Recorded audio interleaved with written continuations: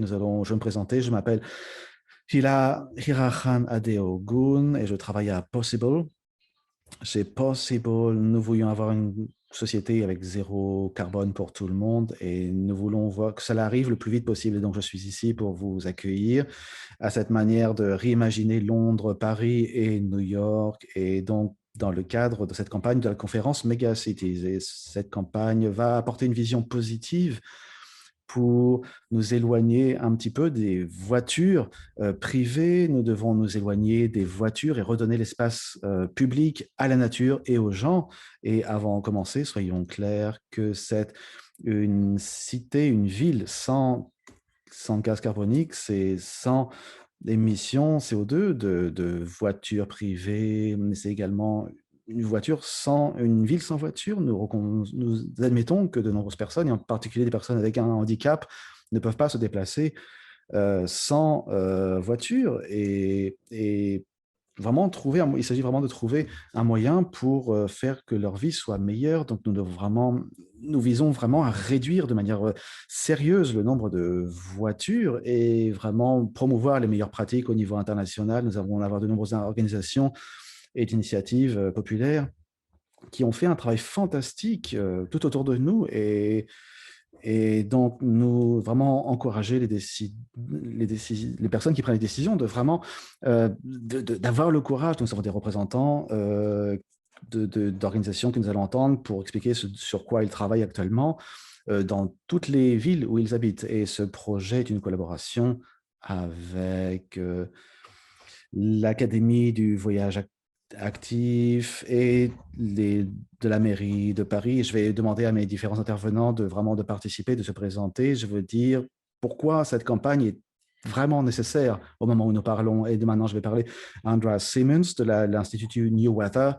Merci beaucoup. Je vais vraiment vous parler et de vraiment faire un travail et vous expliquer un petit peu ce que nous faisons. Et je pense que je vais aller commencer avec sur le fait que les publics entendent de nombreuses informations là-dessus, mais je voudrais vraiment faire une déclaration personnelle pour vraiment vous dire à quel point cette campagne est importante pour nous, pour moi.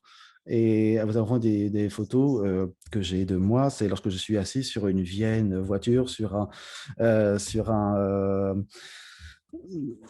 dans ma ville, et tout cela, parce que j'étais assis sur une vieille voiture, et en fait tout cela avait vraiment l'impression que cette civilisation était basée sur la voiture, et donc c'était une métaphore absolument importante, et vraiment être bloqué sur une ligne droite.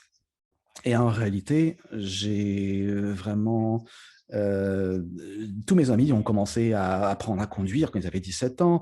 Et vraiment, quand ils allaient au pub et qu'ils revenaient du pub, ils avaient leur voiture. Et moi, j'ai vu ma ville natale avoir de plus en plus d'autoroutes et de routes à trois voies partout autour de ma ville. Et donc, vraiment, j'ai vu aussi mes enfants qui commençaient à respirer j'ai vu mes enfants qui commençaient à respirer des substances toxiques, tout ça. Et j'ai vu également des animaux morts à côté de la rue. Et donc, j'ai vu vraiment l'économie, hein, toute l'économie qui dépendait de cela. Et donc, vraiment, toutes les routes qui étaient autour de moi, qui envahissaient l'environnement. Et donc, il y avait et je voyais que toutes les autres alternatives semblaient coûteuses. Mais la crise climatique est arrivée et nous avons vu que ce que la pollution causait et tous les problèmes que cela a engendré. Et nous avons tous entendu des histoires du tapis rouge qui a été déroulé pour les voitures. Et ensuite, nous avons vu que le Royaume-Uni qui a vraiment empêché le développement du chemin de fer et de couper simplement des subventions pour ces projets alternatifs. Et maintenant, nous avons une meilleure manière de procéder. Nous avons vu que nous allons pouvoir proposer des systèmes plus naturels, des environnements plus naturels et de se diriger vers une économie plus verte avec $1 pour $1. Et nous comparons avec les économies et les techniques actuelles, nous voyons que les gens peuvent faire plus avec $1 dans ces économies vertes. Et vraiment, Megacity vise à être une campagne pionnière et c'est sur cela que nous nous basons. Et nous voulons vraiment mettre au centre les gens, la nature, vraiment avoir un transport actif, moins polluant et éviter les congestions, les embouteillages dans les centres-villes. Nous connaissons les possibilités, nous savons ce que nous pouvons faire. Cette campagne consiste à vraiment à travailler davantage pour l'humain, créer une société dans laquelle nous pouvons vivre mieux, avoir un futur plus durable. Et ce sont des choix que nous devons faire maintenant, quand il est encore temps d'agir. Merci beaucoup, Andrew, et merci beaucoup pour cette fantastique réflexion. Je vais maintenant passer la parole à Catherine Lamry de Paris. Bonjour, donc moi je suis Cathy Lamry, je suis de Paris sans voiture et je vais brièvement vous raconter en fait qui est Paris sans voiture et pourquoi nous sommes vraiment ravis de participer à ce super projet de collaboration entre nos trois villes. Nous allons tous dans le même sens, donc allons-y ensemble.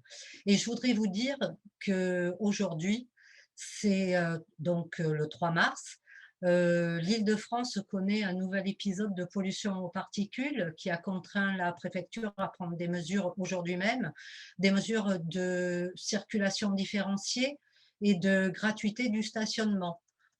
Du coup, nous sommes vraiment dans le vif du sujet. Alors, Paris sans voiture, c'est un bouquet de Parisiennes et de Parisiens qui, en 2014, a proposé à Madame Hidalgo, la maire de Paris, de lancer une journée sans voiture dans tout Paris. Depuis, nous dialoguons avec la ville en toute indépendance.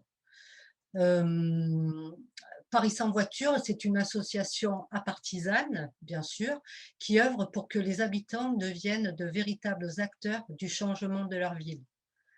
Nous apportons des idées et accompagnons le processus de manière critique, vigilante et constructive pour que l'événement ouvre la voie à des transformations pérennes pour notre ville.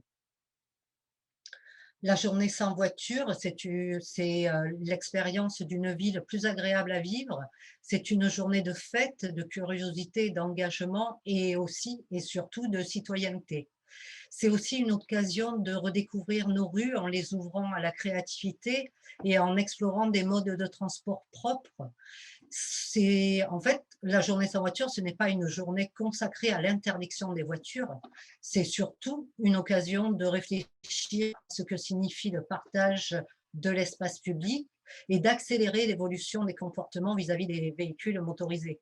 Nous voulons vraiment que cet événement soit un déclencheur pour les politiques afin de réduire le rôle des voitures dans nos villes et d'envisager un avenir plus durable.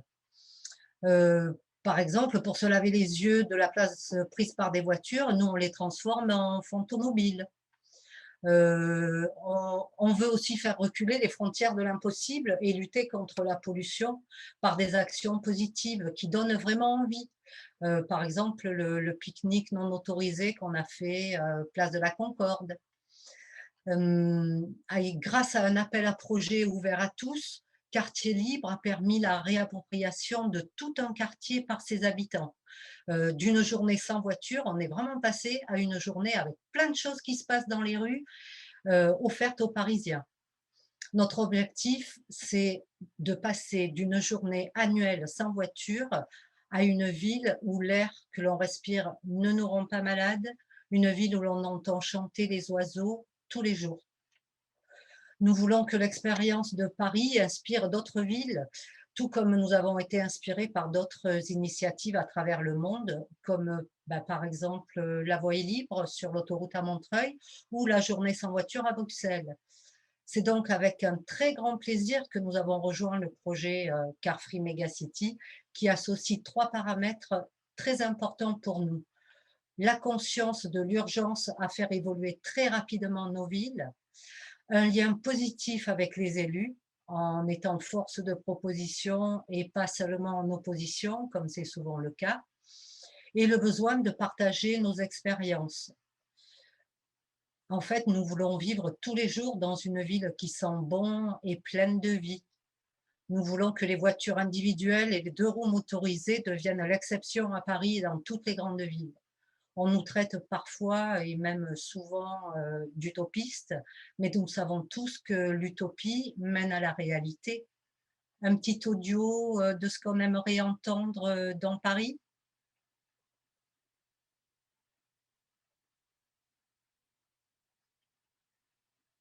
Voilà, je vous remercie.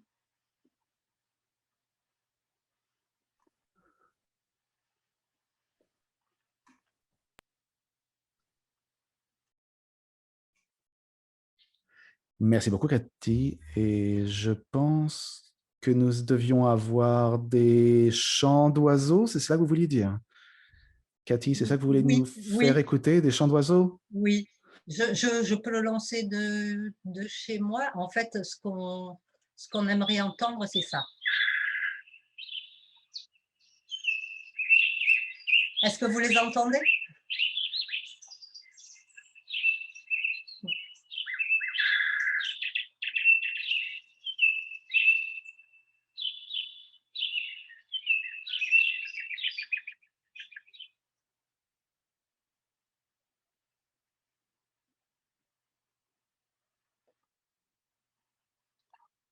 C'était fantastique. Merci beaucoup, Merci. Cathy. Merci beaucoup. J'adore ces oiseaux. C'est tellement calme et tellement apaisant et nous voulons davantage d'oiseaux dans notre vie. C'est vraiment, il n'y a plus aucune barrière linguistique entre nous quand on écoute les oiseaux. Donc maintenant, je vais passer la parole à Doug Gordon, qui est notre intervenant de Brooklyn pour faire sa présentation et également qui va être le président de cette session.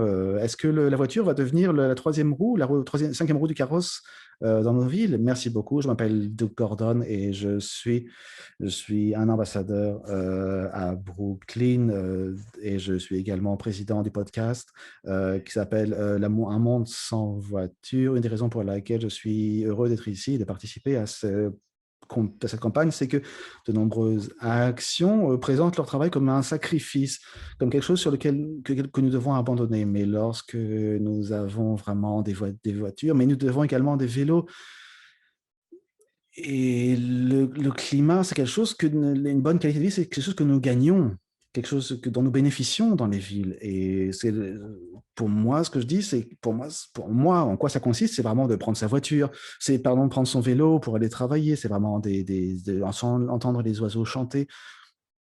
Et j'espère que nous allons pouvoir participer, vraiment penser aux choses positives qui vont ressortir d'une ville sans voiture, même simplement d'un quartier, d'un pâté de maison sans aucune voiture autour.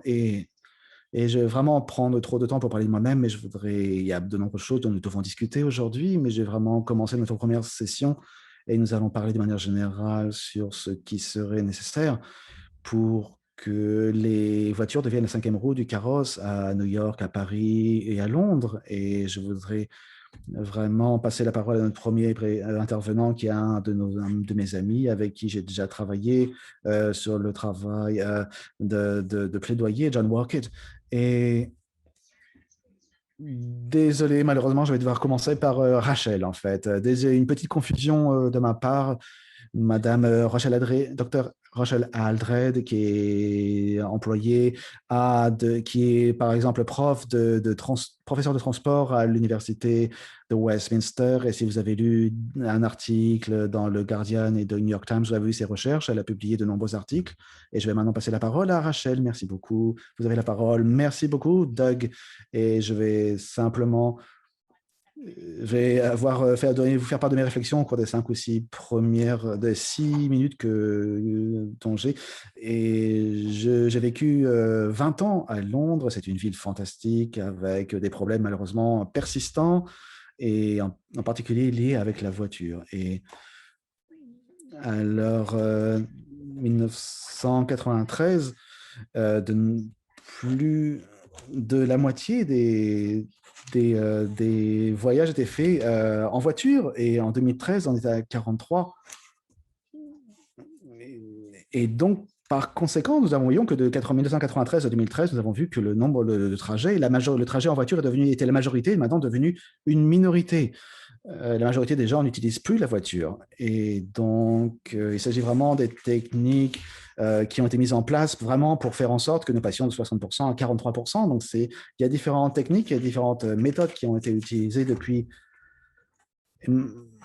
Mais malheureusement, depuis 2014, la situation ne descend plus et nous sommes bloqués, dirons-nous, à 35%.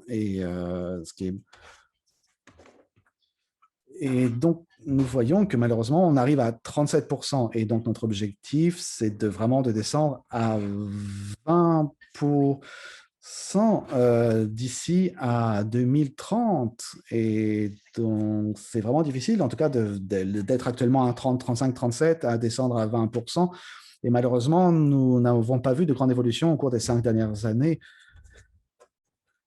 Et donc, nous voyons que malheureusement, nous voyons que si le pourcentage reste le même et que le nombre de la population continue d'augmenter, malheureusement, voyons que proportionnellement, il y a davantage de personnes qui utilisent les voitures. Et donc, vraiment, ces voitures, c'est sur les routes, ça cause des problèmes, de nombreux problèmes, et vraiment des émissions de gaz carbonique. Nous avons également le problème, nous avons des voyages, des trajets en voiture.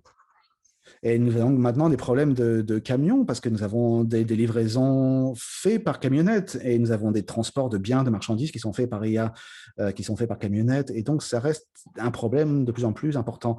Et nous avons des progrès et qui ont l'air d'être stagnés un petit peu, alors que certaines stagnations ont l'air d'être plutôt une certaine amélioration. Et donc, nous avions nous, en 2019, voyons que malheureusement, qu'il y a une proportion très, très basse de personnes qui font, qui font des trajets en vélo. Mais Transport for London, la société en charge du métro à Londres, a montré que 2 tiers des transports et des trajets pouvaient être faits en vélo et pas forcément en bus. Et donc, ce sont les 2 tiers qui pourraient être faits et être remplacés par un vélo. Nous avons fait des progrès, mais malheureusement, les progrès qui ont été malheureusement très bas puisqu'on a une baisse de 2% et ce n'est pas assez rapide. Et donc, nous parlons du centre de Londres, mais nous avons que 3 foyers sur 5 à Londres ont une voiture et nous voyons que Londres est entouré de banlieues. Nous devons trouver par conséquent des solutions qui fonctionnent pour ces zones urbaines. Dans la situation actuelle du Covid, les vélos ont repris toute leur importance, mais maintenant, nous allons avoir davantage de voitures qui vont prendre, de personnes qui vont prendre leur voiture. Et donc, l'inquiétude actuelle, c'est ça. Si nous ne faisons pas un changement, nous allons avoir une reprise basée sur la voiture et c'est vraiment quelque chose que nous devons éviter. Mais il y a malgré tout des signes très positifs qui font que nous allons de l'avant. Londres a mis en place ce qu'on appelle des voisinages et des régions sans voiture qui visent à réduire la circulation automobile dans certaines régions, dans certains quartiers. Et ce qui est important, c'est que ce qui est intéressant, c'est que cela fonctionne pour les banlieues, pour les centres-villes, et de faire en sorte que certains centres-villes ou certains centres urbains soient plus utiles pour les voitures, soient plus utiles pour les vélos, pardon, et également pour les passants. Et donc, nous voyons qu'il y a vraiment, nous devons travailler au cours des 2 prochaines années pour avoir davantage de vélos. Malheureusement, que 4% de la population à Londres, seulement 4% de la population de Londres a été vraiment touchée par ces quartiers sans voiture et ça représente que 300 000 personnes, donc ce n'est pas beaucoup malheureusement. Et les gens ont plus conscience de l'espace qui est réservé pour les voitures, l'espace qui est réservé pour les vélos. Et nous voyons que malheureusement, il y a 1 tiers des trottoirs actuellement en Londres sont valables pour la distanciation sociale. Et malheureusement, vous voyez que c'est une question d'espace. une autre chose positive qui est importante, c'est qu'il y a également une extension des zones à zéro avec des émissions de CO2 réduites.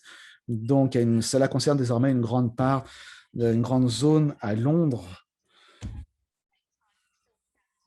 Et donc, nous voyons également des tunnels également qui sont construits. Et pour cela, nous avons différentes initiatives. Nous avons 33 districts, donc il y a vraiment des places de parking qui pourraient être en place et nous pourrions vraiment envisager d'avoir que les employeurs payent pour les places de parking. Et donc, ça pourrait être vraiment... donc, nous avons moins de places de parking. Nous avons ces 10, nous avons malheureusement 10 districts qui ne respectent pas ces demandes d'avoir des zones, d'avoir des espaces avec une basse circulation. Donc, nous avons, comme j'en ai parlé, et donc nous avons que, par exemple, que de nombreuses personnes, y compris 30% des voitures, qui traversent les ponts de Londres. Donc, nous voyons qu'il y a vraiment des goulots d'étranglement à ces endroits. Et donc, c'est vraiment un travail qui doit être fait. Et donc, comme je l'ai dit, il y a vraiment un travail important qui doit être fait pour l'accès, mais nous voyons qu'actuellement, à cause de la situation actuelle, nous avons moins de personnes qui utilisent leur voiture alors qu'ils le feraient en temps normal. Et nous concentrons sur les émissions de gaz carboniques, mais nous avons des personnes qui commencent à marcher, à utiliser leur vélo. C'est des gens aussi qui ne peuvent pas simplement acheter une voiture, se permettre une voiture. Et donc, vraiment, il s'agit vraiment de s'attaquer à ce monopole, à cette proéminence de la voiture. Et vraiment, en tout cas, vraiment pour nous, c'est vraiment de se concentrer sur les choses positives que nous avons à proposer et de faire en sorte que nous ayons avoir une meilleure offre. Merci Rachel, c'était super. J'aimerais juste vous rappeler que si vous avez mettez des questions dans le Q&A, donc la section questions-réponses, lors de la prochaine session, on essaiera d'y répondre. Maintenant, j'aimerais présenter mon ami John. John qui était directeur de politique au département de transport de New York City. Il a travaillé... sur beaucoup des voies, des pistes cyclables à New York. Il est aussi conseil de plaidoyer, il travaille avec la Banque de New York aussi. C'est un mec très sympa, c'est un ami à moi. Donc John, je vous passe la parole. Oui, merci Doug. Doug, je souhaitais vous raconter l'histoire de New York pour vous donner beaucoup d'informations juste en quelques minutes. Je vais vous faire passer les diapos, j'espère que vous pouvez les voir. Nous avons accompli énormément de choses à New York ces dernières 15 années. Et il y a beaucoup de difficultés que nous avons rencontrées, que nous devons toujours surmonter. Et si nous avons tiré des enseignements ces 8 dernières années, c'est que les progrès ne sont pas inévitables. Nous avons beaucoup avancé dans la deuxième moitié, mais par contre, certains résultats nous ont évadés. Laissez-moi vous l'expliquer. Comment nous avons changé les rues. Cela a commencé en 2007, lorsque le maire Bloomberg a lancé l'initiative de durabilité. Je travaillais dans le transport. Nous avons vite changé les choses, changé les rues. Nous avons pris l'espace en surplus pour l'exploiter de maintes façons. Nous avons réanalysé l'espace public. Nous en avons beaucoup parlé. Et il y avait des gens qui disaient il n'y a nulle part où s'asseoir, il n'y a pas d'espace public où on peut s'asseoir, on ne peut pas traîner, on ne peut pas s'amuser dans la rue. On ne peut pas utiliser cet espace. Nous l'avons fait dans plusieurs quartiers, dans plusieurs types de quartiers. Mais nous ne sommes pas arrivés à des grandes rues de piétons ou des grands réseaux piétons, mais nous avons commencé à créer des espaces publics dans des zones abandonnées qui étaient déjà entourées de rues. Et vous connaissez sans doute Times Square. Nous avons aménagé cet espace de cette façon. On peut toujours y conduire, oui, mais on peut aussi y passer du temps. Où les gens peuvent engager avec d'autres piétons sur des petits endroits dans la rue. Maintenant, il y a de l'espace pour bouger. Nous avons aussi lancé des initiatives pour sécuriser les pistes cyclables. Juste en retirant les voitures stationnées, en les mettant autre part. Cela n'a pas demandé de la construction, on n'a pas dû faire grand-chose à part certains débats. Des pistes cyclables sont arrivées assez rapidement. Voici le réseau de pistes cyclables avant nos initiatives. C'était un peu à moitié cuit. Et voici à quoi cela ressemblait en 2013, quelques années plus tard. Cela semble vraiment faire ressortir une population de cyclistes qui avaient juste besoin d'un petit peu plus pour naviguer les rues. Et nous avons dû lancer ces pistes cyclables. Après, je n'ai plus cette carte après mes années Bloomberg, mais c'est vrai que c'est une initiative qui a continué à s'étendre avec de Blasio. On a pensé à des pistes cyclables protégées, et puis je vous parlerai de comment cela fonctionne dans un petit instant, mais ceci a continué à s'étendre. Voici la visualisation macro, ce sont les pistes cyclables les plus anciennes, et vous pouvez voir qu'à ce moment-là, où nous avons vraiment commencé à construire le réseau des pistes cyclables, et nous avions donc plus d'utilisation de vélos, et on a commencé à avoir une petite baisse plus tard dans les années de Blasio, à cause des problèmes de capacité. Ensuite, vous pouvez voir l'effet de la pandémie plus à droite, où il y a une nouvelle augmentation des années vélo. Donc il y a eu quelques baisses. C'est une métrique qui n'est pas très stable, mais ici, vous voyez le volume total et le volume par année. Ensuite, ça s'est aplati l'année dernière. Il y a eu des campagnes de pression qui ont mené à ce que le maire d'aujourd'hui promette des nouvelles pistes cyclables à Queensborough Bridge et à Brooklyn Bridge dans les années à venir. Donc nous voyons des progrès. Ensuite, lorsque le maire de Blasio est arrivé, lui a adopté la politique nationale suédoise de vision zéro pour essayer de faire baisser la circulation dans la rue. Et ce que l'on espérait, c'était que ça permettrait au maire de continuer les politiques de Bloomberg sous l'administration de Blasio, qui avait été élu un peu comme intérimaire. Donc son cadre politique pour continuer certaines politiques, nous pensions était une chose promettrice. Nous pensions que ça réunirait plus d'agences, plus de la société civile dans le cadre de cette vision. Le gouvernement de la ville est très, très grand. Il n'y a parfois pas la meilleure communication. Parfois, les gens sont très indépendants lors de leurs objectifs. Nous espérons que cela change, mais ce n'a pas fonctionné de cette manière. Nous avons vu, oui, certes, une réduction de décès suite à des accidents de circulation. C'est vrai qu'à long terme, cela va dans la bonne direction, mais nous n'avons pas vraiment vu le changement que l'on espérait. Et ensuite, la courbe, on ne voit jamais de ligne droite sur cette courbe, mais il y a ce sentiment que l'équipe de Blasio s'est un peu perdue au niveau de vision zéro. Et donc, lorsqu'il y a des choses à faire, ils disent qu'ils vont prioriser la sécurité. Oui, mais ils ne font pas exactement. Et c'est vrai que nous voyons cette tendance lorsqu'il y a des changements dans la rue.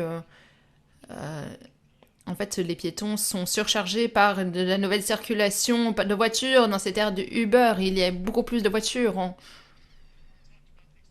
J'ai parlé de l'extension des pistes cyclables. Malheureusement, c'est à cela que cela ressemble. Ce sont des nouvelles pistes cyclables protégées sous l'administration de Blasio, donc soi-disant protégées.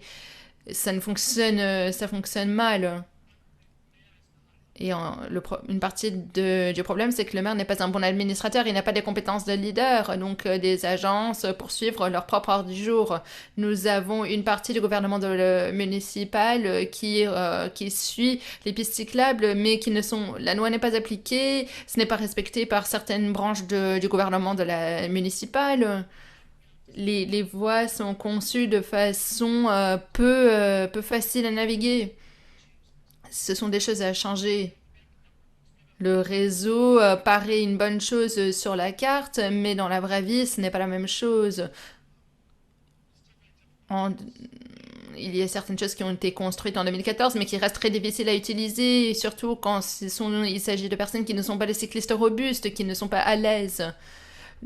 Il est vrai qu'il y a plus de voies physiquement séparées qui ont été construites, mais c'est très, très lent, c'est pénible. Et à la longue, l'idée de peindre sur nos rues et de faire bouger les voitures stationnées est difficile à digérer. Et je pense qu'il y a beaucoup d'enseignements à tirer de cette manière et que la construction physique doit être plus rapidement pour avoir ce genre d'amélioration. Après, les choses se sont empirées avec les décès et les accidents liés au cyclisme. Nous avions notre première manifestation de cyclistes à Washington dans l'été 2019. Il reste à voir comment se poursuivra cette tendance de sécurité après la pandémie. Mais une chose qui se passe bien à New York, j'aimerais le souligner, car c'est vrai que nous avons de bonnes comparaisons en utilisant cette carte, c'est le partage de vélos à New York. Après quelques années, nous augmentons le système de partage de vélos. Nous sommes presque à 40 000 vélos en ville. Il y aura plus d'expansion à New Jersey. C'est ce qui est connecté à New York par les métros. Et lorsque c'est possible, nous aurons un système commun. Nous n'avons pas vu ce genre d'expansion dans les autres villes représentées ici. Mais c'est vrai que cela a beaucoup changé notre panorama. Les gens souhaitent cette infrastructure cycliste à New York. Après, c'est très tendance de se plaindre lorsqu'il n'y a pas le partage de vélos. Donc, il y a des projets pour continuer à augmenter ce réseau, plus dans le Bronx et autres. Mais nous avons vu que le système a triplé depuis son lancement. Surtout dans la dernière année de l'administration Bloomberg. Nous avons essayé de travailler sur notre réseau d'autobus, mais ceci me préoccupe le plus à New York. Notre système de transport public est délicat. Et cette photo a été prise quelques années avant la Covid et c'est un problème général aux États-Unis. Nous n'envisageons pas les transports publics comme éléments publics. C'est un dernier ressort. Cela devient de plus en plus le cas, même à New York, lorsque nous avons un système très, très répandu, très étendu. Mais nous n'entretenons pas ce service comme il le doit. Pour la plupart, de temps en temps, nous avons des réussites avec la 14e rue, la 14th Street. On a lancé une voie pour les bus il y a quelques années, mais ce n'est pas suivi de façon rigoureuse. Voici comment le panorama a changé. Vous voyez que ça a été un désastre pour New York d'avoir ce déploiement d'Uber sans restreinte. Ou d'autres services encore. Donc chaque année, nous voyons de plus en plus de circulation de véhicules, de voitures. On n'investit pas dans les bus, il n'y a pas de bonne politique pour les bus ni dans le transport public. Et alors, ça devrait être utilisé de plus en plus, mais ça ne l'est pas. Il faudra en reparler après la pandémie, mais après, maintenant, les gens évitent le transport public en ville à cause de préoccupations au niveau de la sécurité. Mais l'État et la ville en soi n'ont pas la bonne pas la bonne histoire et ne regardent pas comment ils pourraient faire mieux fonctionner les transports publics. Après, dans le cadre de la pandémie, nous avons créé des espaces de distanciation sociale à la rue et ceci a fait voir aux gens ce que l'on peut faire avec les rues et comment les rues peuvent fonctionner en tant qu'espace public. Même si Times Square est devenu une zone piéton, entre autres, cette idée de l'espace public a été perdue lors des années de Blasio. L'approche était plus pour sécuriser les rues, mais nous devons faire reprendre l'espace public. La pandémie ne nous a pas aidés, mais c'est vrai qu'il faut reprendre ce dialogue au niveau de la ville de façon forte. Ensuite, je dirais que le gouvernement municipal et son approche a été c'est qu'ils ont pensé plus au secteur privé, ils ont permis aux gens de reprendre les rues. Ici, notre approche a été très n'a pas été très bonne. C'est vrai qu'il y a eu ces blocs qui ont été distribués, mais je ne sais pas, je ne suis pas sûre qu'on sache quoi faire avec exactement. C'est vraiment aux individus en soi d'implémenter ces choses. Et ce n'est pas la façon juste d'avancer. On n'a pas tous le temps d'aménager son territoire de cette manière. Donc, je pense qu'il faudra systématiser la chose, il faudra comprendre dans les années à venir comment avancer, car regardez toutes ces photos, et il y en a beaucoup plus encore à New York où les gens ont retourné vers leur voiture pour éviter le transport public. Après, pour les vélos, ce n'est pas une mauvaise chose, nous avons vu des grosses augmentations au niveau des vélos entre 2019 et 2020.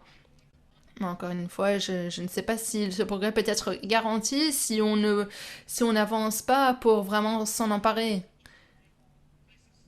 Maintenant, regardons près de chez moi même, où vous voyez la baisse au niveau de la pandémie et puis les grosses augmentations de pourcentage. Car les gens continuent à utiliser les vélos, les gens avaient besoin d'utiliser le vélo en tant que transport principal. Mais il n'y a pas vraiment cette approche carpe diem. Il faut faire connecter ces réseaux cyclistes. Nous avions un programme de voies cyclistes en 2020, mais ça a franchement échoué. Ce n'était pas bien soutenu, ce n'était pas bien pensé par la ville. Et alors, y a-t-il des bonnes choses à l'avenir? Eh bien, il y aura un nouveau maire en janvier. Et là, il parle beaucoup plus de ces problèmes de façon plus robuste en pensant aux bus, aux rues pour les piétons, la connexion des réseaux, les pistes cyclables, l'extension des pistes cyclables aux zones où il n'y en a pas. Et c'est vrai que nous avons un programme de congestion, de circulation et de tarifs, mais je ne suis pas convaincue que le gouvernement de l'État, et c'est son rôle de le faire, est prêt à avancer de ce côté-là. Ils ne sont pas assez rapides. Et alors, nous avons beaucoup d'outils à notre disposition. Nous pouvons capitaliser sur certaines tendances,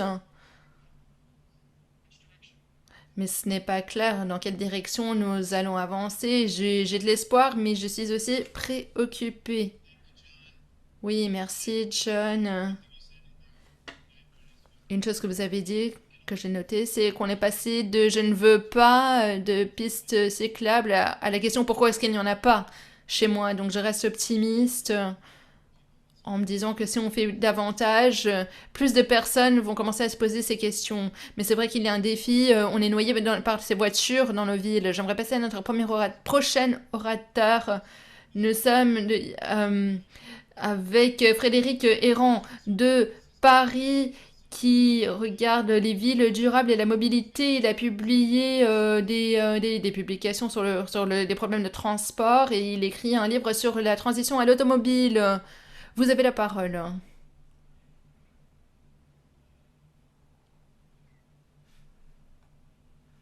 Oui, bonjour à tous. Merci pour cette invitation, merci pour cette initiative. Je ne vois pas ma photo. Bon, en tout cas, je vais vous parler de l'évolution à Paris et en Île-de-France. Un petit instant encore. On m'a demandé d'enlever, de couper l'original audio. Voilà. Oui, il faut savoir que des villes sans voiture, est-ce que c'est l'objectif qu'il faut mettre en avant? C'est un objectif très attrayant pour tous ceux qui sont déjà convaincus qu'il faut moins de voitures dans nos villes à cause de toutes les nuisances qu'elles provoquent, mais à la réflexion, ce n'est qu'un slogan. Et il peut être mal compris et même contre-productif. Il est facile pour des journalistes, des opposants, ou n'importe quel quidam de rétorquer qu'il faudra bien des ambulances pour emmener un malade ou un blessé à l'hôpital, des voitures de pompiers pour éteindre les incendies, des camions pour approvisionner les magasins, des camionnettes pour les artisans, des taxis pour amener les voyageurs et leurs valises aux hôtels, des voitures de police pour patrouiller dans les rues, des voitures pour les handicapés, etc. Et même un accès au garage des quelques particuliers qui ont encore une voiture pour aller à la campagne et un garage dans la ville. En fait, plutôt que de prôner des villes sans voiture, mieux vaut exiger, me semble-t-il, des villes avec moins de voitures, beaucoup moins de voitures. Voici quelques repères. Paris compte 2,2 millions d'habitants, c'est le centre-ville de la région Île-de-France qui compte 12 millions d'habitants. Il faut savoir qu'en 25 ans, la municipalité de Paris a déjà réduit de moitié le trafic automobile. Il a accru de 30% l'usage des transports publics, multiplié par 12 l'usage de la bicyclette et augmenté sensiblement l'usage de la marche. Tout cela, c'est dans Paris intramuros, les 2,2 millions d'habitants. Ces chiffres ne sont pas assez connus, même des Français. Peu de gens savent que les changements aussi importants ont été réalisés. Et tout cela sans que l'économie parisienne n'en souffre, bien au contraire, contrairement aux craintes des milieux économiques. Donc, comme vous l'avez compris, c'est déjà dès 1995 à peu près que cette politique de restriction de la voiture en ville a été commencée. Elle a été accélérée avec l'équipe de Delanoë et aujourd'hui par Anne Hidalgo, la maire actuelle de la ville. Aujourd'hui, dans Paris intramuros, c'est-à-dire les 2,2 millions d'habitants, il n'y a plus que 10% seulement de l'ensemble des déplacements, y compris la marche, qui se font en voiture. 10% de déplacements en voiture. Mais il est possible d'aller encore plus loin en divisant le trafic automobile par, disons, 3 ou 4. Et surtout, c'est en proche banlieue maintenant que la bataille se joue. C'est en grande banlieue que les choses peuvent même aussi évoluer. Certaines villes ont déjà commencé ce travail. Il y a des villes très connues dans la région parisienne, comme Montreuil, Saint-Denis, Rueil, c'est des villes d'environ un peu 100 000 habitants, qui ont des politiques volontaristes de restriction de la voiture. On n'est pas dans Paris, mais on est à proximité de Paris. Pour cela, plutôt que de dire de façon trop générale et critiquable que nous voulons des villes sans voiture, il me semble plus pédagogique de défendre des principes dont on est sûr qu'ils déboucheront sur des résultats tangibles s'ils sont appliqués. Je vous propose de décliner un certain nombre de ces principes et de voir comment Paris est en train de s'en emparer et de les mettre en œuvre. J'ai retenu 7 principes. Il y en a bien sûr bien plus, mais ce sont les principaux. Alors, le premier principe, c'est de revoir complètement la hiérarchie des modes de déplacement. Au lieu de donner la priorité à la voiture, c'est donner la priorité dans tout projet d'aménagement de voirie, d'abord aux piétons, ensuite aux cyclistes, enfin au transport public et à la voiture en dernier.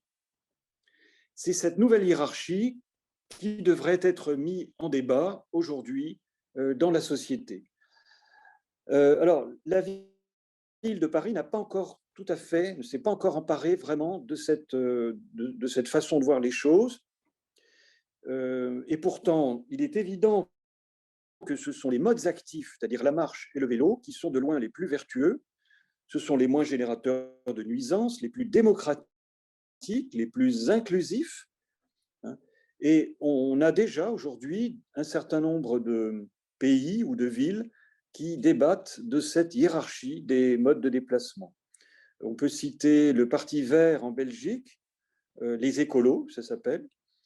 Bogota est une ville de Colombie, hein, la capitale de la Colombie, qui a aussi ce principe. Le Mexique a inscrit dans une loi ce principe de nouvelle hiérarchie des modes de déplacement.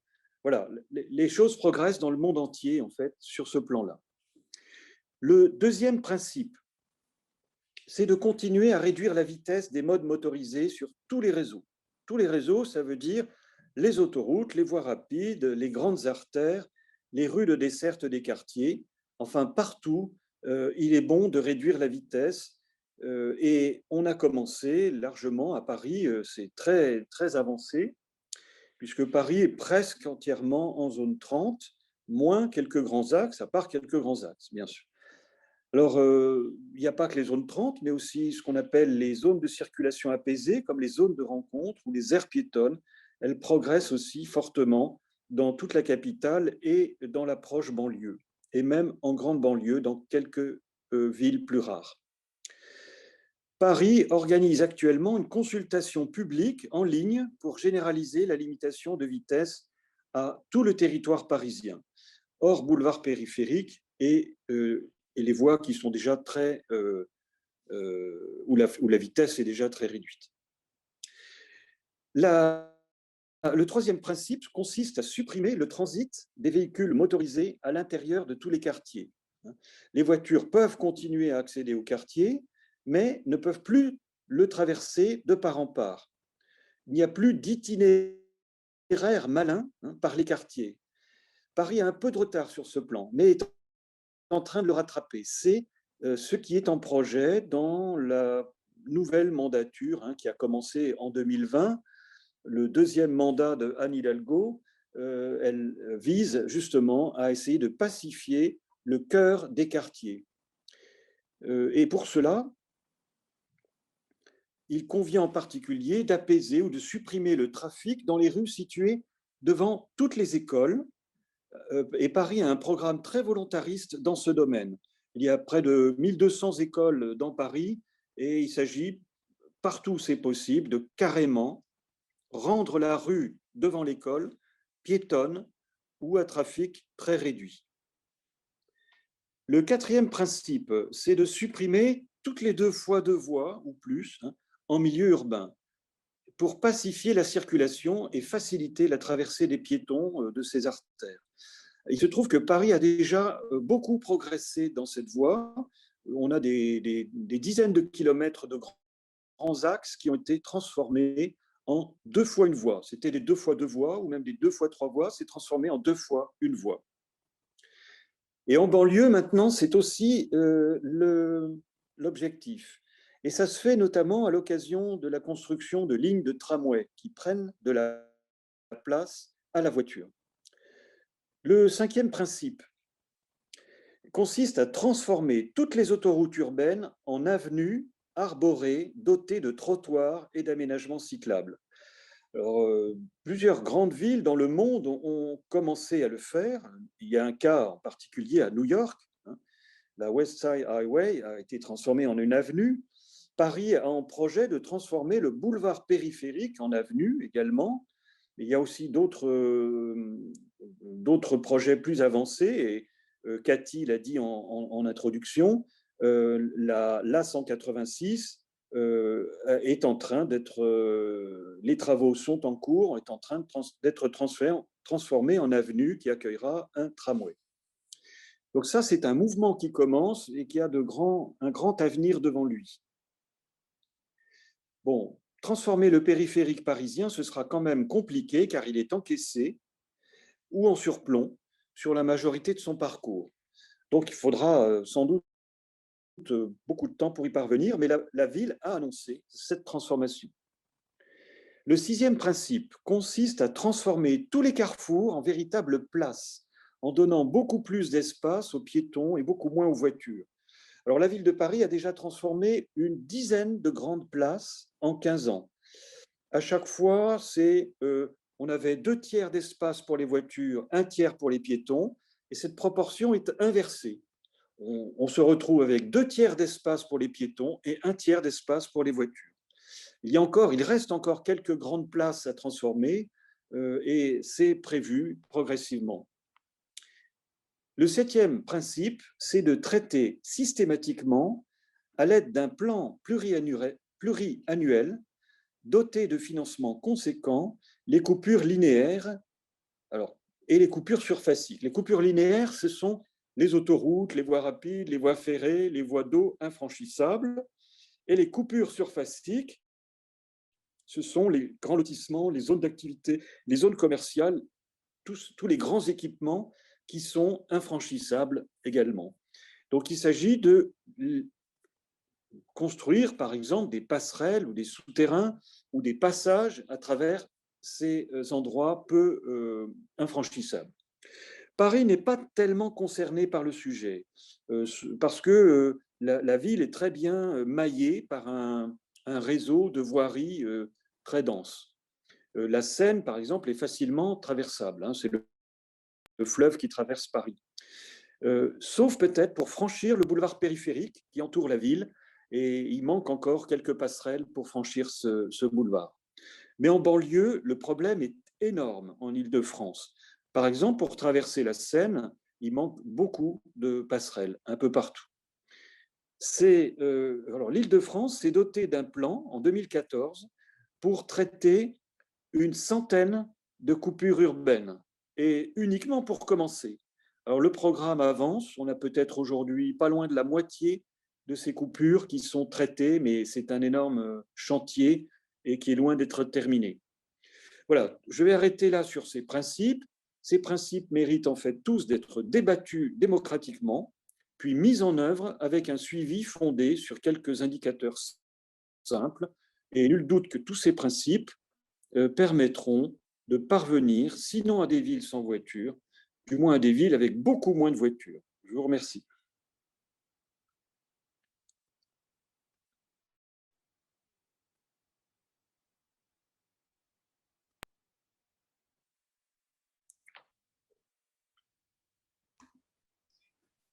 Merci Frédéric. Et je voulais lancer notre séance de questions-réponses avec une question, et si tous les intervenants peuvent allumer leur micro et revenir sur l'écran avec Rachel et autres, et je vais simplement poser cette question générale pour lancer la séance de questions-réponses. John en a un petit peu parlé des questions des différentes fonctions et différentes caractéristiques des villes, mais je voudrais savoir si certains d'entre vous pouvaient parler des différentes barrières que vous voyez et de ce qui pourrait être fait dans vos différentes villes respectives pour aller de l'avant. Rachel, peut-être que vous pourriez peut-être commencer. Je crois que John en a parlé dans sa présentation. Oui, merci. Et je pense que c'est quelque chose dont j'ai déjà parlé. Et ça a bien sûr à voir avec la gouvernance à Londres. Et vous voyez que la gouvernance est très fractionnée. À Londres, et malheureusement, il y a un manque de cohérence entre, mais je pense en tout cas que les différentes péages urbains, et je peux là vraiment, en tout cas, c'est vraiment consolider un petit peu le travail qui est fait, mais je pense que c'est vraiment une chose importante. Je pense que le fait que la situation actuelle avec le Covid va faire avancer les choses de manière assez rapide, mais malheureusement, ça reste quand même assez limité, que vraiment, il s'agit vraiment de la conception en commun. Et par exemple, nous pouvons regarder ce que Barcelone a fait avec les voitures et qui ont permis vraiment des familles avec des enfants, des citoyens, de reconcevoir les espaces publics. Mais vraiment, c'est difficile, mais en tout cas, ça avait vraiment développé un sentiment d'appartenance, de posséder l'espace public. Et je peux parler à mon tour maintenant, dit John. Et vraiment, la première chose à New York, c'est que nous ne sommes pas fractionnés et fracturés. Nous avons vraiment un maire, et c'est vraiment très cohérent. Et en tout cas, les gens ont parlé à Chad dans le chat de Paris et du leadership, de ce que nous voulons faire et de ce que nous pouvons faire. et donc vraiment des gens qui vont décider de réduire le son, réduire les nuisances sonores, réduire le bruit et la pollution. Et nous avons vraiment un maire qui n'est pas vraiment très intéressé par l'aspect physique, qui vraiment ne veut pas vraiment investir pour changer physiquement la ville. Et donc nous avons vraiment une situation un petit peu difficile. Et vraiment pour mettre en avant les outils que nous pourrions utiliser. Et je pense vraiment que euh, vraiment, les gens doivent faire le nécessaire pour éduquer la population et éduquer les citoyens. Et c'est vraiment ce que nous avons compris. Et c'est comme ça que nous allons vraiment concrètement réaliser le potentiel que nous avons. Et je pense que ça, les choses avancent bien, mais malheureusement, on ne peut pas trop se projeter dans l'avenir. Et vous avez raison. Frédéric, est-ce que vous avez quelque chose à rajouter? Oui, alors, ce qui se passe en Île-de-France et à Paris en particulier, ce qui manque le plus, c'est la cohérence des politiques de déplacement. La politique de déplacement à l'intérieur de Paris, au cœur de la région parisienne, est à peu près cohérente. Pas tout à fait, parce que, par exemple, les deux roues motorisées, ça reste un sujet très sensible à Paris et la ville n'ose pas remettre à sa place les deux roues motorisées. Elle a quand même en projet de rendre payant le stationnement pour les deux roues motorisées, ce qui permettrait sûrement de réduire un peu leur présence et leur nuisance. Mais cela dit, malheureusement, le principal problème, ce n'est pas Paris, ça se passe plutôt bien au cœur de l'agglomération, c'est la région Île-de-France. Et là, on a une politique qui est assez incohérente, puisque Valérie Pécresse, qui est la présidente de la région, a en fait l'objectif de faire plaisir à tout le monde. Et ça, il n'y a rien de pire. Faire plaisir à tout le monde, ça veut dire encourager la marche, le vélo, les transports publics, et tant qu'à faire, réduire les bouchons, hein, réduire les embouteillages. Et si on fait cela, vous le savez peut-être, si on essaye de faire plaisir à tout le monde, en fait, on fait surtout plaisir aux automobilistes. Pourquoi? Parce que les automobilistes, dès qu'on leur donne une petite place, ils prennent toute la place possible et imaginable. Ce sont eux les plus forts, ce sont eux les plus agiles, les plus voilà. Donc dès qu'on essaye d'améliorer le trafic automobile, en fait, les, les embouteillages se réduisent à très court terme, mais très vite. La surface, enfin la capacité de voirie supplémentaire qu'on leur offre est saturée à nouveau. Donc les bouchons reviennent très vite. On appelle ça le trafic induit par les infrastructures. Bon, eh bien, on a donc une politique malheureusement assez incohérente au niveau de la région et je ne vois pas de solution pour arriver à quelque chose de plus cohérent que si on arrive à démontrer peu à peu que les bouchons ne se réduiseront jamais ou bien qu'il y ait un changement de politique, un changement à la direction de la région Île-de-France.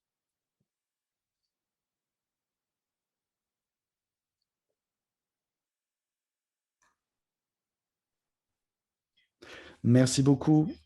Eh bien, je pense que c'est vraiment ce que vous avez dit. Si vous essayez de faire plaisir à tout le monde, eh bien, la voiture va devenir prépondérante et vous vraiment, c'est vraiment si vous vraiment essayez de nager dans la mer avec les enfants et les requins, ben, les requins vont toujours avoir raison.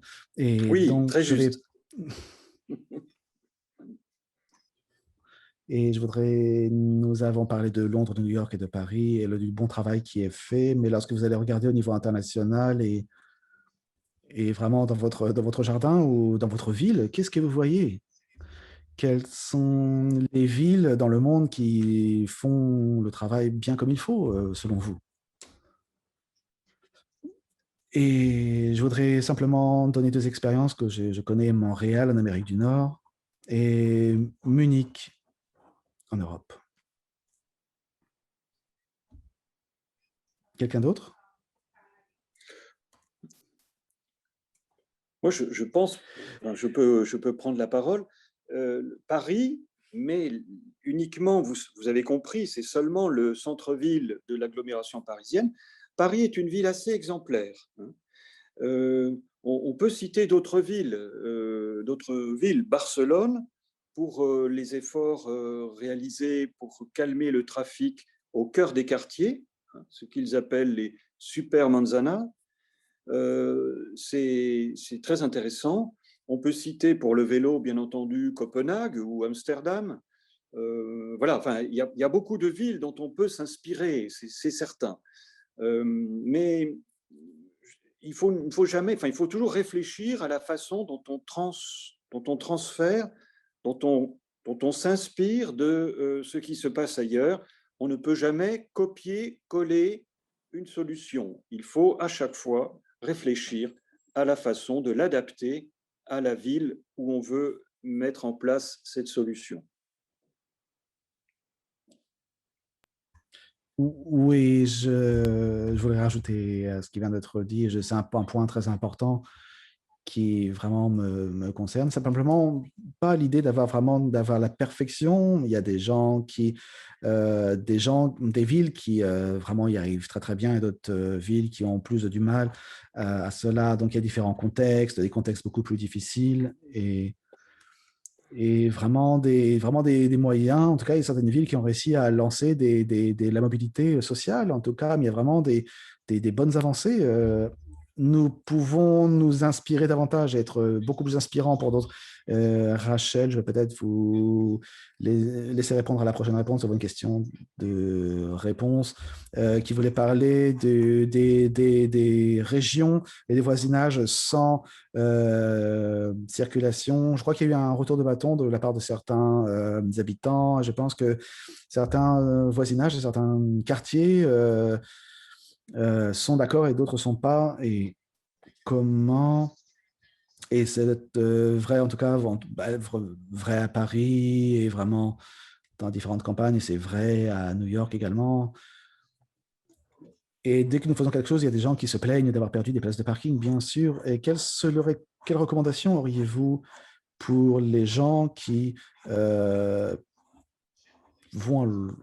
sont contre cela et qui vont à l'encontre du fait qu'il y a la plupart du temps un soutien populaire pour ces mesures? Et en tout cas, vraiment, c'est une très bonne question et cela s'applique vraiment à différentes mesures. Et je suis vraiment heureuse de voir vraiment, de savoir que les gens parlent vraiment de stationnement. Et je pense que nous vraiment que les voisinages et sans circulation sont vraiment inspirés de Munich ou de Montréal, de ce qui a été fait dans différents endroits dans le monde. Et vraiment, en tout cas, quoi qu'il en soit, il y a certains endroits où on met davantage d'un péage plus élevé. Et donc, il peut y avoir certains problèmes sur le court terme. Il y a vraiment des interruptions, des problèmes, des troubles à votre vie mais, de tous les jours. Mais en tout cas, ce qui est important, ce qu'il faut garder à l'esprit, c'est que vraiment d'avoir cet état d'esprit que les choses vont être différentes, parce que vraiment, les gens ne peuvent pas s'imaginer que la circulation va disparaître, que la circulation va toujours être là. Et il y a vraiment un certain niveau de circulation, et ils ne peuvent pas s'imaginer que la circulation va disparaître, même si nous savons que les gens ont envie de cela. Et je pense que c'est vraiment, en tout cas, c'est vraiment leur donner une vision de la manière dont les choses vont être faites de manière différente, en tout cas de savoir que la circulation va être déplacée d'un endroit à un autre, et c'est vraiment très important, et je crois qu'il est également important de faire un suivi, de faire une évaluation, et ça c'est deux choses vraiment différentes, parce que l'évaluation c'est sur le long terme, il s'agit vraiment de comparer les impacts de ce qui a été fait en amont et en aval, alors que le suivi, c'est vraiment un suivi sur le court terme, de voir comment les choses sont développées, comment les choses sont mises en place. Et je pense qu'en tout cas, ce que c'est en tout cas vraiment clé, c'est la bonne communication. Et c'est un peu difficile dans cette période de Covid, mais en tout cas, c'est des avantages, c'est que vraiment, les choses n'ont pas besoin d'être faites très, très rapidement. On peut faire ça de manière très expérimentale et ça peut être vraiment très utile parce que c'est vraiment d'imaginer que vraiment comment les choses peuvent changer de manière aussi drastique, mais vraiment, en tout cas, ça peut montrer clairement par une illustration comment les choses sont faites et ça peut vraiment il ne s'agit vraiment pas de retirer les choses, de retirer notre initiative au bout de 2 semaines, parce que 2 semaines, ça n'est tout simplement pas suffisant. Bien, est-ce que quelqu'un a quelque chose à rajouter à cela? Oui, moi je veux bien parler du stationnement à Paris, c'est très intéressant. À Paris, il y a eu au maximum, à peu près vers 1990, 350 000 places en surface. Aujourd'hui, il n'y en a plus que 130 000. On a déjà divisé par presque 3 le nombre de places de stationnement. Et la municipalité actuelle, qui a été élue en 2020, a décidé de diviser encore par 2 ce nombre de places. Et évidemment, un jour, il n'y aura plus de voitures stationnées dans la rue dans Paris. On peut penser qu'on peut y arriver vers 2032, 2035. Il devrait n'y avoir que des places pour handicapés, pour livraison, et c'est tout, quoi, à peu près. Donc c'est possible d'avoir des rues sans stationnement automobile. Une autre remarque, on m'a demandé par chat là si je peux parler de trafic évaporé. C'est une notion qui existe vraiment. Enfin, c'est l'exact contraire du trafic induit. Quand vous augmentez la capacité de la voirie, ça attire plus de voitures. Ça crée, c'est comme un aspirateur à voiture. Le parking, c'est la même chose. Ce sont des aspirateurs à voiture. Eh bien, quand on réduit la capacité de la voirie, quand on complique le stationnement, ou qu'on réduit le nombre de places de stationnement, qu'on les supprime toutes en surface au moins, eh bien, on constate qu'il y a moins de voitures. Pourquoi? Parce que, alors on l'a fait à Paris à propos des voies sur berge. Vous savez, le fleuve traverse la ville, il y avait des voies rapides le long des berges. Eh bien, on a supprimé peu à peu ces voies rapides pour rendre les quais aux piétons. Maintenant, les berges de la Seine sont piétonnes. Eh bien, ça a énormément de succès auprès des Parisiens et ça a été très, très contesté par les milieux économiques qui ont dit on est en train de tuer Paris, mais en fait, rien ne s'est passé. La ville va très bien. La ville n'est pas morte de cela. Et en fait, le trafic automobile est plus adaptable que l'on croit. Quand on supprime des capacités de déplacement en voiture, les gens s'adaptent. Ils s'adaptent en changeant de mode de déplacement, en changeant d'itinéraire, en réduisant leur nombre de déplacements. Enfin, ils ont pas mal de possibilités de s'adapter et finalement, ça se passe bien. La preuve, c'est qu'on a déjà supprimé la moitié du trafic dans Paris et Paris n'est pas morte.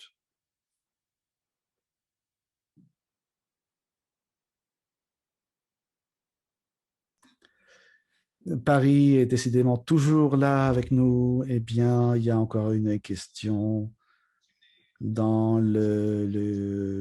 sur la modification des comportements avec la voiture. Donc, j'ai ma propre opinion sur les méthodes, les campagnes d'éducation, vraiment sur le plaidoyer, sur vraiment pour montrer que c'est vraiment le fait de communiquer, c'est vraiment le meilleur moyen de vraiment d'améliorer les choses, de vraiment de changer l'état d'esprit, et de changer les rues et les villes. Mais pour cela, nous avons besoin d'un soutien. Et la question est de savoir comment nous allons pouvoir changer le rapport pour que les gens mettent leur ceinture de sécurité, fumer. Est-ce qu'il faut interdire la cigarette dans les restaurants? Est-ce que ça a vraiment un effet?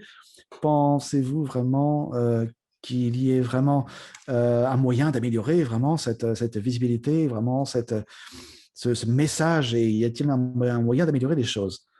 Et je voudrais en tout cas vraiment rajouter quelque chose et affiner un petit peu ce qui vient d'être dit. Donc, la question avait été posée sur les barrières auxquelles nous faisons face. Et bien, ce que nous voyons à New York, par exemple, c'est que dans certaines communautés, en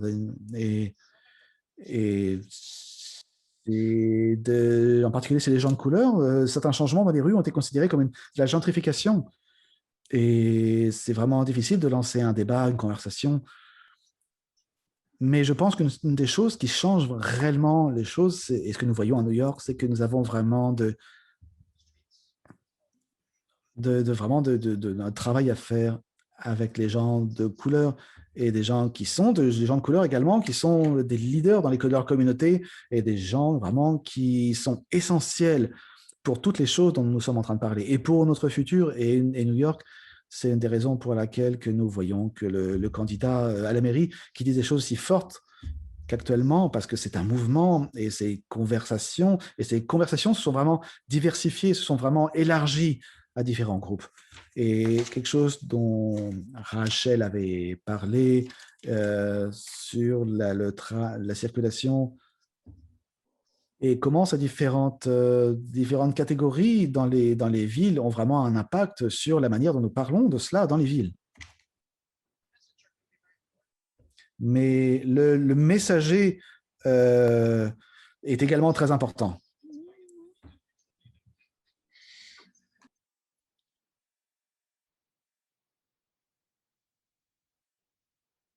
Bon. Moi, je peux parler de la gentrification, si vous voulez, à Paris, qui est un gros problème. Alors, à propos de la gentrification, c'est beaucoup reproché hein, aux maires successifs, pas seulement à Anne Hidalgo, de faire finalement une politique pour les riches. Alors peut-être pas pour les riches, mais pour les classes moyennes, en oubliant un peu trop les classes populaires. Alors la réponse à cela, c'est qu'il faut une solidarité entre les villes de toute l'agglomération parisienne.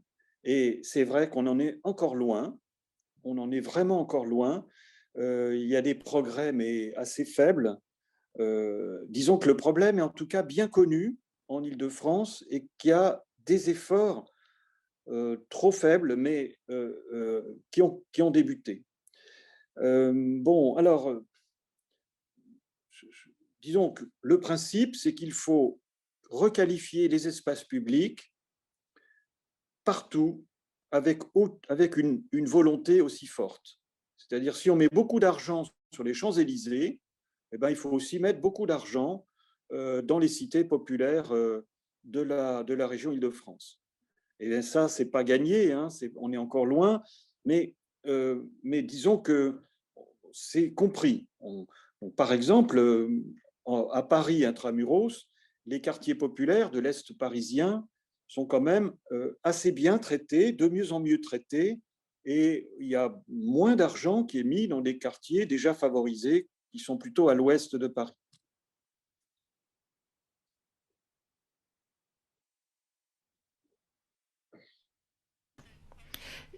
Oui, donc je vais vous répondre. Comme a dit John, je pense que si on regarde ce que l'on fait aux États-Unis dans certaines villes, je pense qu'à Londres, au niveau de la diversification des transports, je pense que nous avons un peu de retard par rapport aux États-Unis. Je pense que nous pouvons faire plus. Et je suis très enthousiasmée. D'ailleurs, au niveau de l'académie, on vient de faire un appel au niveau des projets pour la justice sociale, la diversité, le transport actif. Il y a beaucoup d'intérêt. Les gens s'intéressent à ce travail de plaidoyer à l'égalité dans toutes ces dimensions. Donc, je pense que nous sommes toujours mi-trajet. Et je pense que nous pouvons tirer beaucoup d'enseignements de ce qui se passe en Amérique du Nord. Sinon, je voulais répondre à ce qu'on a dit au niveau des voitures et la comparaison entre le tabac et la voiture. Regarde, c'est très intéressant. L'un des derniers événements que nous avons eu avant la Covid, c'était les voitures, le nouveau tabac. Et je pense que nous pouvons regarder cette très longue lutte lorsque les cigarettes sont passées de quelque chose que promouvaient, que préconisaient les médecins à quelque chose de malsain. Donc on pourrait peut-être faire pareil avec un produit très différent. Je pense que certaines stratégies qu'on a utilisées de ce côté-là du tabac pourraient être très utiles pour lutter contre la puissance de l'industrie de l'automobile, une industrie si grande, si problématique. Oui, je rajouterais au niveau des comparaisons, parlons de la conduite lorsqu'on a bu. Avant, on se disait, ah, ce n'est pas grave, et puis si quelqu'un en mourait, c'était parce que cette personne-là était au mauvais endroit au mauvais moment, et ce n'était pas la faute du conducteur. Nous avons vu ce comportement qui a changé, cette perspective qui a changé, les maires contre la conduite sous alcool. C'est une culture qui a énormément changé. Donc, il me semble que ce n'est peut-être pas un si grand pas de transférer vers une nouvelle conversation. Est-ce que vous devez prendre votre Cadillac 1 mile pour aller acheter du lait, ce qui paraît ridicule? On peut essayer peut-être de commencer à changer ses comportements, ses attitudes. Je pense que nous avons encore du temps pour une petite dernière question. Et puis, j'aimerais qu'on en parle. Nous venons d'en parler au niveau de la gentrification et la représentation.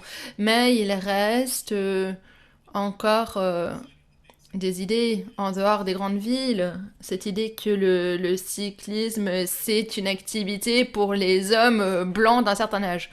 Et allons au-delà de la représentation et de l'imagerie. Comment pouvons-nous aller au-delà de ce que l'on fait déjà? Car ce n'est pas vrai. À New York, ceux qui font de la livraison, ils sont souvent chinois ou des immigrants mexicains. Souvent, le plus bas le revenu, le plus de cyclistes l'on voit et surtout le moins de voitures. Donc, quelles sont les meilleures façons d'élargir cette conversation et de s'éloigner de cette idée qu'il y a une personne privilégiée blanche qui prend toujours le vélo? Je vais brièvement vous répondre. Déjà, c'est quel cyclisme est visible, quel cyclisme compte. Et souvent, il y a du cyclisme dans plusieurs communautés, dans plusieurs groupes d'âge, qui n'est pas compté, qui n'est pas priorisé. Si l'on pense peut-être aux gens qui font du télétravail au centre financier. Donc, il faut voir le cyclisme qui est déjà la vérité pour que ce soit plus visible.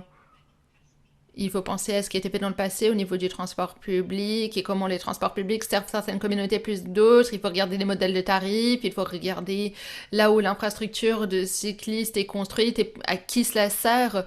Souvent, nous découvrons des choses de cette manière. Il y a des bonnes études en Amérique du Nord lorsqu'on regarde l'égalité entre l'infrastructure du cyclisme. Et oui, peut-être que cela sert des trajets vers un centre financier, un centre d'activité, mais qui ne sert pas nécessairement les dépôts. Donc il y a plusieurs choses à regarder. La visibilité, la planification restent primordiales. Oui, je suis tout à fait d'accord. Les données que j'ai pu montrer sur le cyclisme est tous très centrique sur les affaires.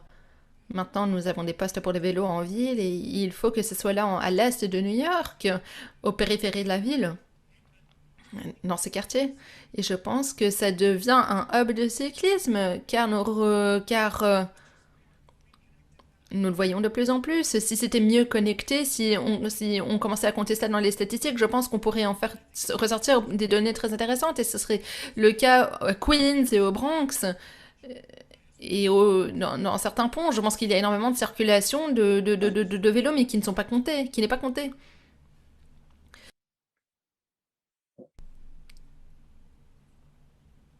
Il n'y a plus de son.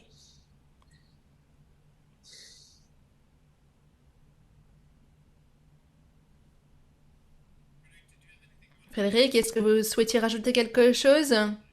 Oui, le vélo est en train de se démocratiser.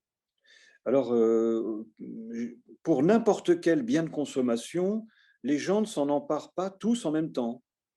La télévision, elle a commencé à être vue par des bobos.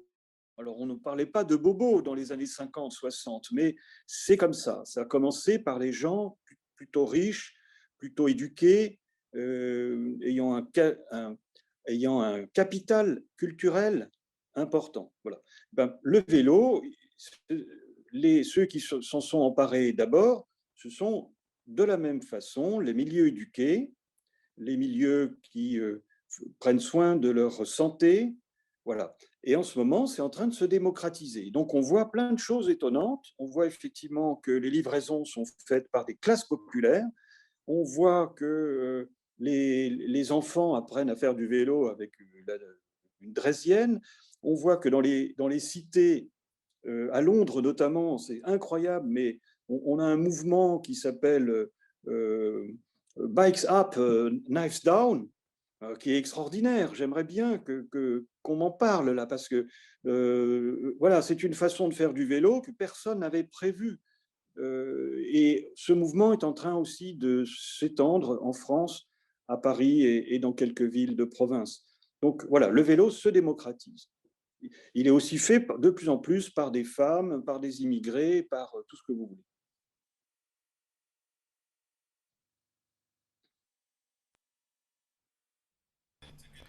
Oui, c'est vrai, c'est une bonne remarque et j'aimerais remercier nos panélistes d'avoir été avec nous, d'avoir partagé vos expériences de vos vies. Et pour ceux qui sont ici avec vous, nous avons un autre panel à venir très bientôt, donc veuillez jeter un coup d'œil au programme. Ensuite, il y aura un troisième panel cet après-midi. N'hésitez pas à rester ici avec nous pour regarder les trois ou rentrer, sortez comme vous le souhaitez. Mais en tout cas, je vous remercie à vous tous. Oui, merci beaucoup. Merci.